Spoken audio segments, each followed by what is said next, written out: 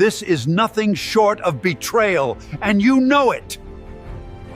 We went to Kentucky, and honestly, what we found will shock you. We are diving headfirst into a fascinating political mystery unfolding right now in northern Kentucky. It's a situation that reveals deep, totally unexpected shifts and fractures within the MAGA coalition itself. We're looking at a race that completely defies traditional party lines and exposes an electorate that is way more complex than you might expect. Just to wrap our heads around the sheer scale of this conflict, consider this staggering figure: $25.6 million. That is the total amount spent on ads in what is now officially the most expensive U.S. House primary in history. And listen, this isn't just local grassroots money either. This astronomical figure is being fueled largely by outside billionaires and mega donors who are absolutely pouring resources into one single congressional district. So what is the catalyst for this multi-million-dollar battle? Well, it's President Donald Trump's aggressive campaign to oust the incumbent, Representative Thomas Massie. Trump has thrown his full weight behind a hand-picked challenger, Ed Gallerin, making it his literal mission to unseat Massie. When a former president calls an incumbent from his own party the worst Republican congressman in our history, wow, that signals a massive internal rupture. And that brilliantly illustrates our core question here. Massie isn't some rogue outlier crossing the aisle on every single bill. The guy votes with his party 91% of the time. So why is a deeply conservative incumbent facing such massive opposition? And what are the specific fissures actually causing this inter-party clash? To figure that out, we have to look at the exact issues where Massie decided to walk his own path. Okay, let's get into our first major clue. Section 1. The Epstein disconnects. When we neutrally compare the campaign rhetoric with the actual legislative follow-through, a really stark contrast emerges. On the campaign trail, Trump publicly promised he'd be inclined to declassify and release the Epstein list.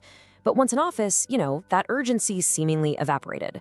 In reality, it was Representative Massie who took up the mantle. He literally had to fight the president, the attorney general, the FBI director, and his own Speaker of the House just to pass the bipartisan Epstein Files Transparency Act. He pushed against the grain of his own party's leadership to fulfill what was originally a core Trump campaign promise.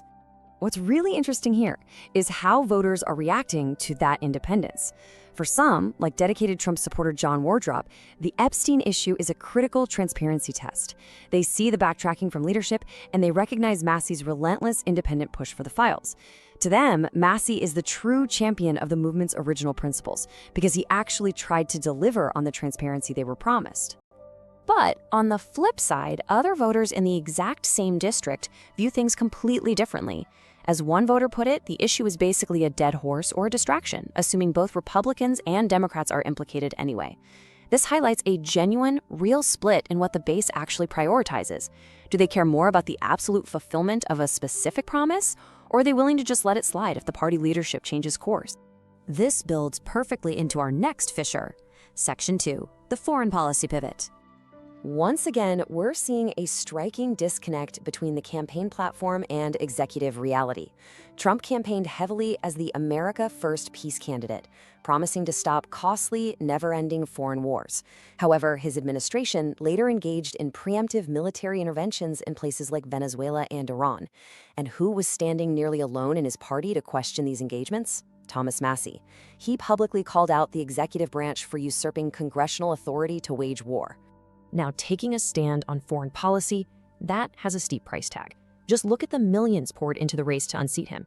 We're talking $2.6 million from the United Democracy Project, $4 million from the Republican Jewish Coalition, and $5.6 million from MAGA KY, which is a super PAC backed by pro-Israel mega donors. Massie's opposition to Middle Eastern military engagements made him a massive target for these well-funded lobbying groups. But Massie's willingness to act as a check on executive power extends far beyond just foreign wars. He has a consistent track record of defying the executive branch when he feels constitutional limits are being breached. He pushed to hold pesticide manufacturers accountable when the administration wanted to grant them immunity. He voted against Trump's $2 trillion stimulus bill because of massive national debt concerns. And he bucked his party by voting against extending U.S. government surveillance on its own citizens. For sure, he prioritizes his strict interpretation of the Constitution over party alignment. So the crucial point we really wanted to find out on the ground in Kentucky is this: how do the voters process all of this? Do they view Massie's actions as a principled defense of conservative values? Or do they see his defiance of Donald Trump as unforgivable disloyalty? Let's find out. Section 3. The voter dilemma. For a segment of the electorate, the answer is remarkably straightforward. As one voter told us, if they believe the president is taking care of the country, he gets 100% support, no matter what. For these voters, the president's endorsement is literally the only metric that matters. They are voting for Ed Gallerin simply because Trump told them to, making any opposition from Massie equivalent to betrayal of the movement. Yet, shockingly, right next door, you will find dedicated MAGA voters who actively support Massie specifically because he puts a firm check on Donald Trump.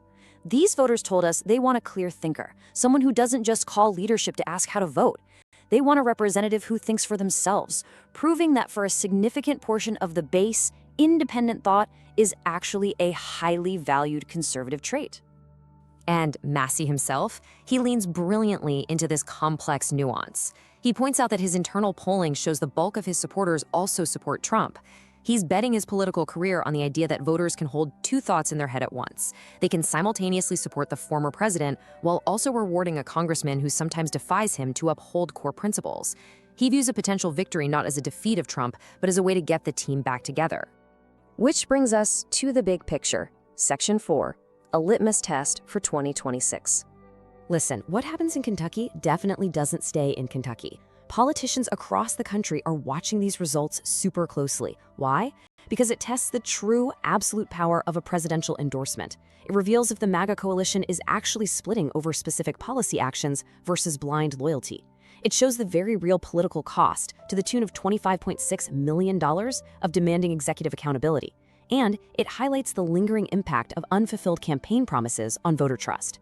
Everyone is calculating the exact consequences of standing up to party leadership as we barrel toward the 2026 elections. Because at the end of the day, political disconnects have real-world costs. We spoke to Dakota Perez, a local business owner who was really feeling the pain at the gas pump. He voted for Trump, but noted that the promises made aren't always matching reality. Voters are dealing with inflation, business struggles, everyday life. They're clearly taking notes on who actually delivers on their word and who just offers rhetoric. As Dakota said, depending on who actually follows through, 5 years from now, things might change. So, as you digest all this incredibly nuanced information we've unpacked today in this explainer, and as we watch the results of these intra-party battles unfold, I want to leave you with this final, critical question to consider about the future of American politics. At what point does the demand for blind loyalty clash with the reality of governance? And ultimately, how many broken promises is too many before a political base decides to forge an entirely new path?